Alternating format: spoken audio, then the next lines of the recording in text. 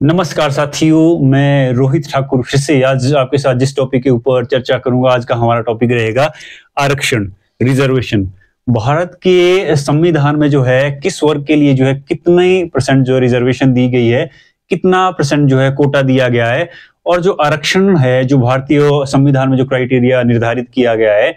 किस प्रकार से जो है किस वर्ग के लिए जो है कितना आरक्षण दिया जाता है, इन सभी प्रश्नों को जो आज जो हम जो आसानी से समझने की कोशिश करेंगे। तो साथियों, जब जो है भारत का संविधान जो है 26 जनवरी 1950 को लागू किया गया था, तो उस समय जो है कुछ ऐसे वर्ग थे, कुछ ऐसी जातियां थी जो बहुत पिछड़े हुए थे, और उन सभी वर्गों को आगे लाने के लिए जो है भारत के संविधान में जो है आरक्षण का प्रावधान किया गया था। कि जब भारत का संविधान लागू हुआ तो उस समय जो है 10 या 15 वर्षों के लिए ये निर्धारित किया गया है कि जो है भारत के संविधान में जो है आरक्षण का प्रावधान किया जाएगा, और जब तक जो है ये वर्ग आगे नहीं आते हैं, एक समान नहीं आते हैं, सोसाइटी में इक्वालिटी नहीं आती है, तब तक जो है इन पिछड़े वर्गों को जो है आरक्षण दिया जाएगा।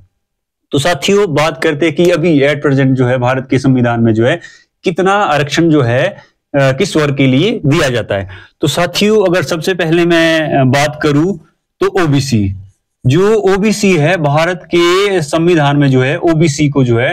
27% है। यहां पर जो है ओबीसी के लिए जो है 27% जो है रिजर्वेशन जो है भारत के संविधान में अभी जो है दिया जाता है। और उसके बाद अगर मैं बात करूं एससी की, schedule caste, other backward classes के लिए है 27% आरक्षण, और शेड्यूल कास्ट के लिए जो भारत के संविधान में आरक्षण दिया गया है वो दिया गया है 15%।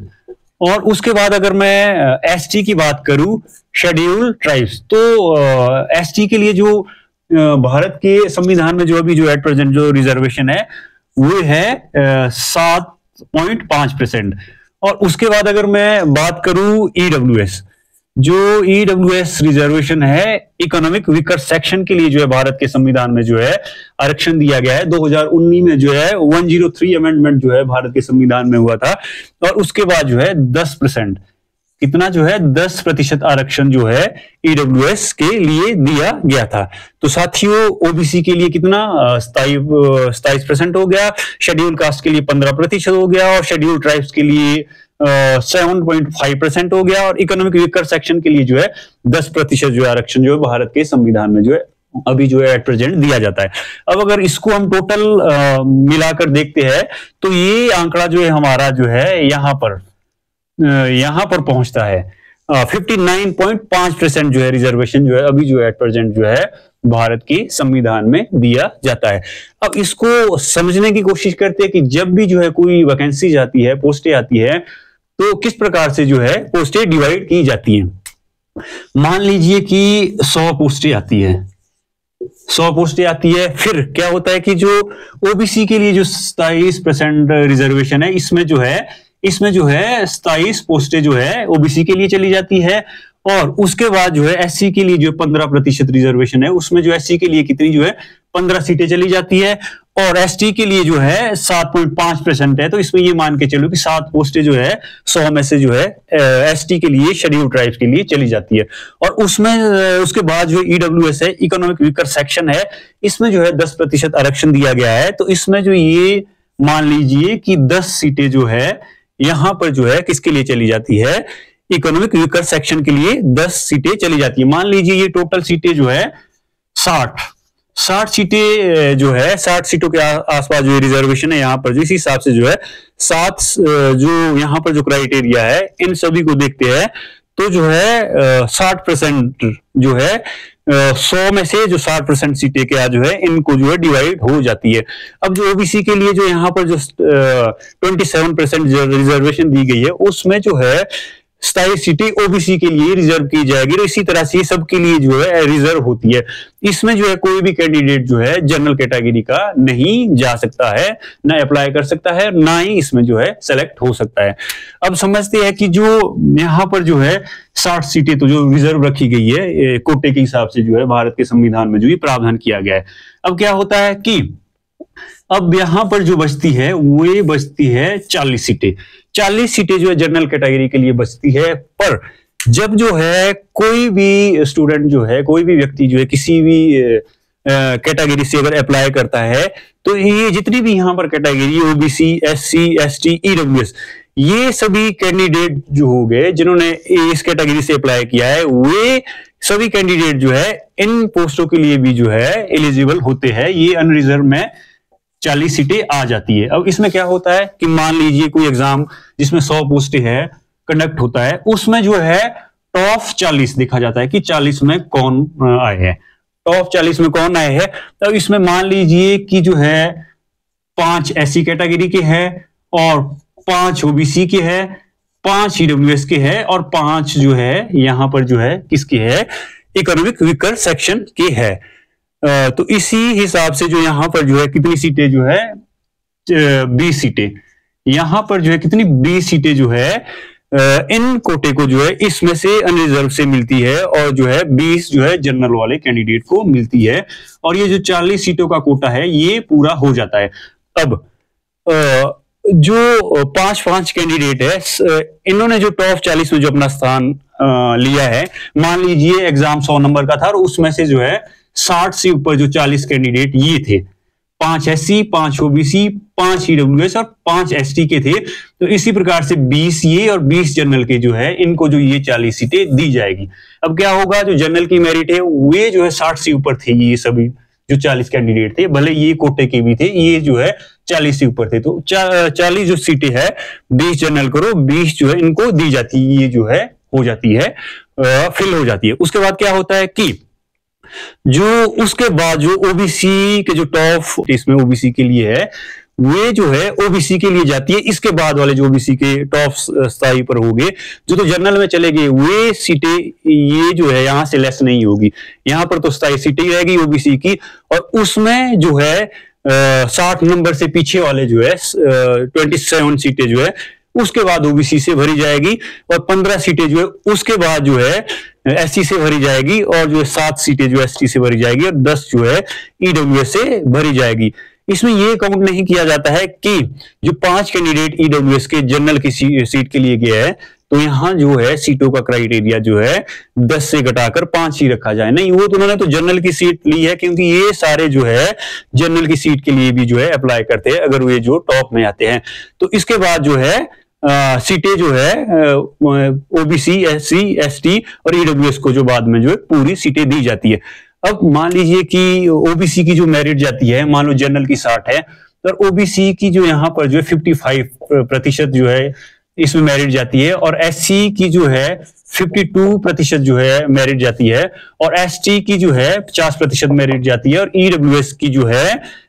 56 जो है मेरिट जाती है। अब जो इस जो ये मेरिट गई है 55 के बाद की जो 60 तक या 52 के बाद की जो 60 के बीच के जितने भी जनरल के कैंडिडेट होंगे वे जो है इन पोस्टों के लिए एलिजिबल नहीं होंगे, उनको जो है बाहर किया जाएगा क्योंकि ये जो है सीटें जो है पहले ही जो है रिजर्व रखी गई है। ओबीसी के लिए 27 और एससी के लिए 15 और एसटी के लिए जो है 7 और ईडब्ल्यूएस के लिए 10 सीटें। इसमें जो जनरल का कोई भी कैंडिडेट जो है इसमें नहीं जा सकता है। भारत के संविधान में जो है ये प्रावधान किया गया है।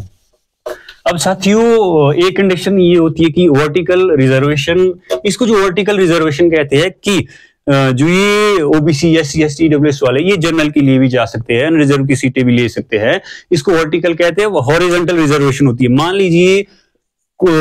ओबीसी बीपीएल से कोई है, ओबीसी बीपीएल से अगर कोई स्टूडेंट है और किसी डिपार्टमेंट ने जो पोस्टें निकाली है, अगर ओबीसी बीपीएल के लिए मान लीजिए 3 पोस्टें हैं और ओबीसी के लिए जो है 27 पोस्टें होगी रिजर्वेशन के हिसाब से,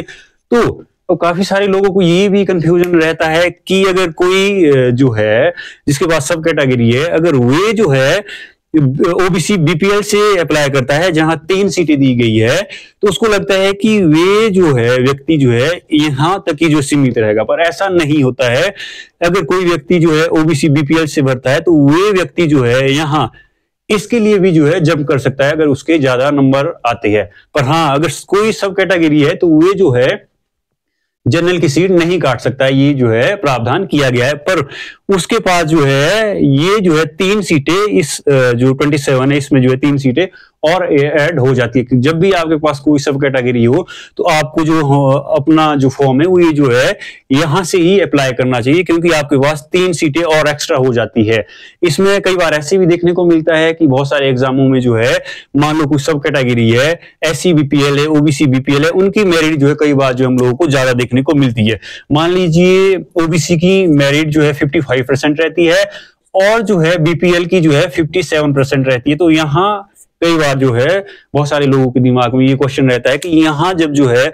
OBC BPL की मेरिट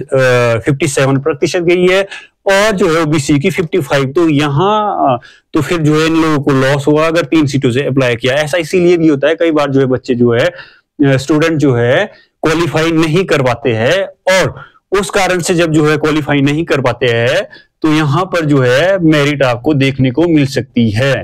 अगर क्वालिफाई करते हैं तो ये जो है अगर कोई जो है इससे ऊपर नंबर लेता है तो यहाँ BPL का जो OBC में आ जाता है और पीछे जो कम नंबर वाला जो है OBC BPL के लिए जो है सेलेक्ट किया जाता है। अब साथियों, जो भारत के संविधान में जो बहुत सारे ऐसे आर्टिकल है जो एजुकेशन की मैं बात करूं या फिर नौकरियों की बात करूं या फिर जो है पॉलिटिक्स में जो है कौन कौन से आर्टिकल भारत के संविधान में जो रिजर्वेशन देते हैं। तो सबसे पहले अगर मैं पॉलिटिक्स की बात करूं, जो पॉलिटिक्स में है इसमें जो है भारत के संविधान का जो आर्टिकल, यहां पर जो आर्टिकल 243 है, यहां पर जो है पंचायतों में जो है रिजर्वेशन की बात की गई है। यहाँ पर जो है पूरा वर्णन किया गया है इसमें जो है कि पंचायतों में जो है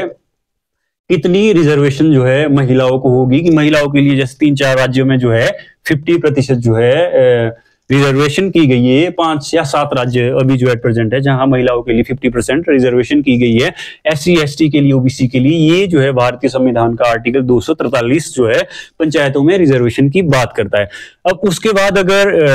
पॉलिटिक्स में ही, राजनीति में और रिजर्वेशन की बात करूं तो यहाँ पर जो है 330 से लेकर अगर आप देखते हैं आर्टिकल